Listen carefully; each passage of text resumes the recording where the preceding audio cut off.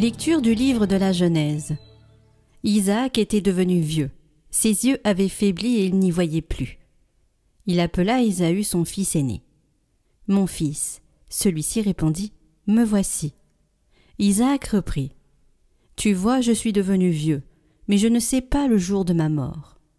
Prends donc maintenant tes armes, ton carquois et ton arc. Sors dans la campagne et tue-moi du gibier. Prépare-moi un bon plat comme je les aime, et apporte-le-moi pour que je mange, et que je te bénisse avant de mourir. » Pendant qu'Isaac parlait ainsi à son fils Ésaü, Rebecca écoutait. Ésaü alla donc dans la campagne chasser du gibier pour son père. Rebecca prit le meilleur habit d'Ésaü, son fils aîné, ceux qu'elle gardait à la maison. Elle en revêtit Jacob, son fils cadet. Puis, avec les peaux de chevreau, elle lui couvrit les mains et la partie lisse du cou. Elle remit ensuite, entre ses mains, le plat et le pain qu'elle avait préparés. Jacob entra chez son père et dit « Mon père », celui-ci répondit « Me voici. Qui es-tu, mon fils ?»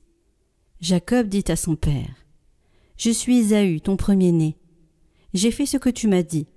Viens donc t'asseoir, mange de mon gibier, alors tu pourras me bénir. » Isaac lui dit « Comme tu as trouvé vite, mon fils. » Jacob répondit « C'est que le Seigneur ton Dieu a favorisé ma chasse. » Isaac lui dit « Approche donc, mon fils, que je te palpe pour savoir si tu es bien mon fils Ésaü. » Jacob s'approcha de son père Isaac. Celui-ci le palpa et dit « La voix est la voix de Jacob, mais les mains sont les mains d'Ésaü. » Il ne reconnut pas Jacob, car ses mains étaient velues comme celles de son frère Ésaü, et il le bénit. Il dit encore « C'est bien toi, mon fils Ésaü ?» Jacob répondit « C'est bien moi. » Isaac reprit « Apporte-moi le gibier, mon fils, je mangerai, et alors je pourrai te bénir. » Jacob le servit et il mangea. Jacob lui présenta du vin et il but. Son père Isaac dit alors « Approche-toi et embrasse-moi, mon fils. » Comme Jacob s'approchait et l'embrassait, Isaac respira l'odeur de ses vêtements. Et il le bénit en disant « Voici que l'odeur de mon fils est comme l'odeur d'un champ que le Seigneur a béni. Que Dieu te donne la rosée du ciel et une terre fertile, froment et vin nouveau en abondance. Que des peuples te servent, que des nations se prosternent devant toi. Sois un chef pour tes frères, que les fils de ta mère se prosternent devant toi. Maudit soit celui qui te maudira, béni soit celui qui te bénira. »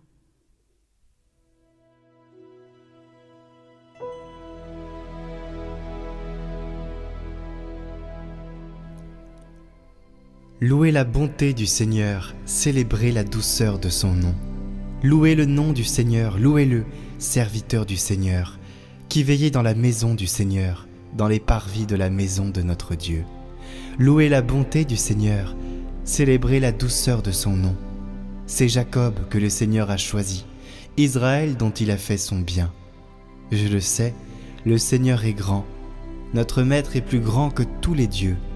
Tout ce que veut le Seigneur, il le fait, au ciel et sur la terre, dans les mers et jusqu'au fond des abîmes.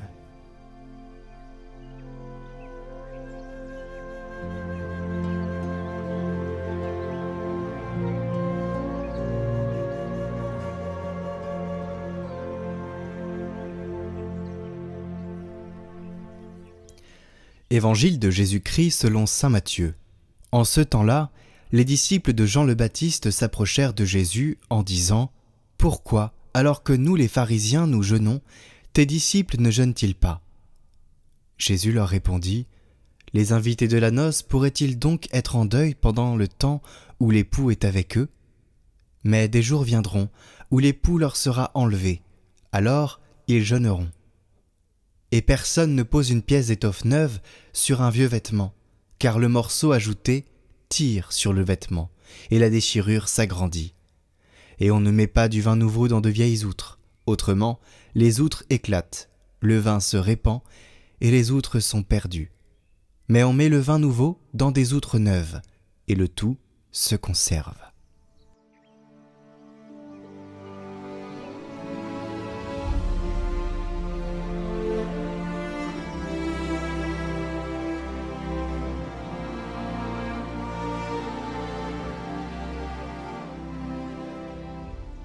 Dans la Genèse, nous assistons à un épisode troublant. Jacob, avec la complicité de sa mère Rebecca, trompe son père Isaac pour obtenir la bénédiction destinée à Ésaü. Cette scène empreinte de manipulation interroge notre conception de la justice divine. Pourquoi Dieu laisse-t-il faire ? Parce qu'il choisit des hommes réels, non des héros irréprochables. La bénédiction donnée par Isaac s'accomplira malgré cette tromperie, non pour la justifier, mais pour montrer que la grâce ne dépend pas des œuvres humaines. Dieu écrit droit avec des lignes courbes. Dieu écrit droit avec des lignes courbes. La loi n'est pas violée, mais transcendée par un dessein plus grand. Comme le souligne le catéchisme, Dieu révèle dans l'Église, malgré ses blessures, son mystère d'union avec les hommes. C'est la miséricorde et non la perfection morale qui révèle son amour. Et cela est pareil dans notre propre vie aujourd'hui. Dans l'Évangile, Jésus est interpellé sur le jeûne. Pourquoi ses disciples ne le pratiquent-ils pas ? Sa réponse renverse les logiques humaines, les logiques de loi, les logiques très strictes. Peut-on faire jeûner les invités de la noce tant que l'époux est avec eux ? Autrement dit, la présence de Dieu transforme les règles. Ce n'est pas la loi qui régit la relation à Dieu, mais l'amour qui donne sens à la loi. Dieu premier. D'ailleurs, la loi est faite pour servir Dieu. Le Christ est l'époux. L'Église est l'épouse. Le jeûne, les pratiques religieuses, même la justice humaine, doivent être relues à la lumière de cette communion. On ne met pas du vin nouveau dans de vieilles outres. L'Évangile vient non abolir la loi, mais l'accomplir, et en révélant le cœur. La règle n'est jamais une fin, elle est un cadre pour aimer mieux. Aujourd'hui encore, nous pouvons tomber dans ce piège des anciennes outres. Jeter selon l'apparence, pratiquer sans conversion, défendre la lettre de la loi en oubliant son esprit. Et beaucoup se perdent dans ce qu'il semble être une droiture d'esprit, mais qui finit par être, des chaînes de l'esprit, attachées à la loi, qui n'a plus de cœur. Mais Jésus nous appelle à accueillir sa présence comme une noce, à renouveler nos cœurs pour recevoir le vin nouveau de sa grâce. Et cela se passe à chaque fois que l'on dépoussière son cœur avec la présence de l'Eucharistie, que l'on accepte dans le schéma divin, dans ce qu'il a organisé dans sa pédagogie, avec la messe, avec tous les rituels, dans cette messe qui nous prépare à accueillir, son Eucharistie.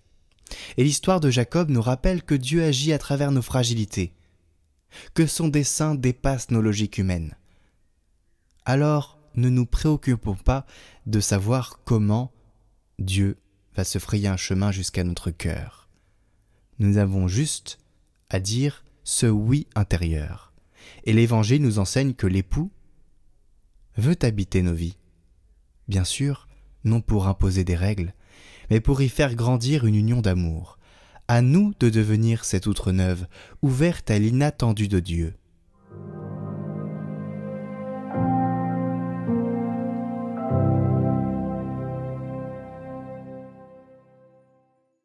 Ce 5 juillet, l'Église fête Saint-Antoine-Marie Zaccaria.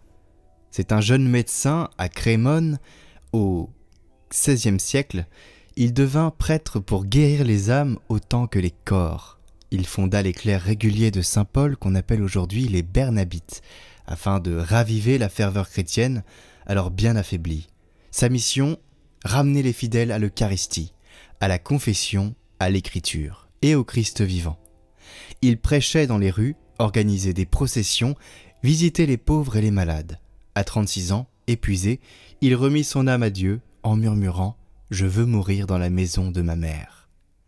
Aujourd'hui, demandons-lui ce feu missionnaire pour réveiller nos cœurs parfois tièdes.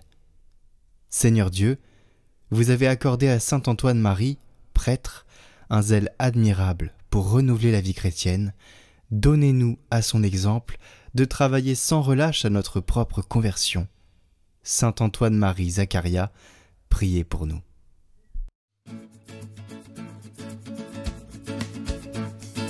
Par toi, Seigneur Jésus, tout fut créé.